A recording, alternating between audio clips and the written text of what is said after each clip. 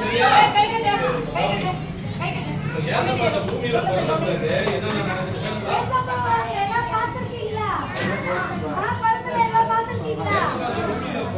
பிறந்த பிறகு அற்புதம் செய்தாரு, அதிசயம் செய்தாரு.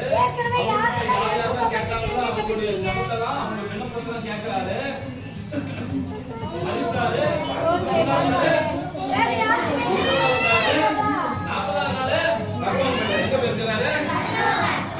சரி, இப்ப என்ன பண்ண போறாருன்னா ஏசப்பா அந்த பூமிக்கு மறுபடியும் என்ன பண்ண போறாரு?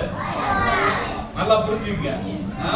சரி, இந்த பூமி படைக்கிறதுக்கு அப்பா ஏசப்பா எப்படி இருந்தாரு? ஆவியா இருந்தாரு. சரி, ஏசப்பா 2025 வருஷத்துக்கு முன்னாடி நமக்காக எப்படி வந்தாரு? எப்படி வந்தாரு? நம்ம போல மனுஷனா வந்தாரு. சரி, ஏசப்பா மரிச்சு எத்தனை நாள் உயிரோட வந்தாரு? சரி, உயிரோட வந்த ஏசப்பா 4ஆவது நாள் எப்படி போனாரு? உயிரோட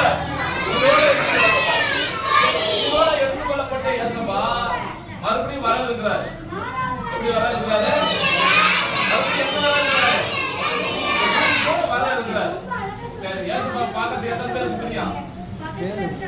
எல்லாரும் பார்க்கணும்னு ஆசைப்படுறீங்களா? சரி, ஒருவேளை நம்மளாம் செத்துக்கிட்டா என்ன பண்ணணும்?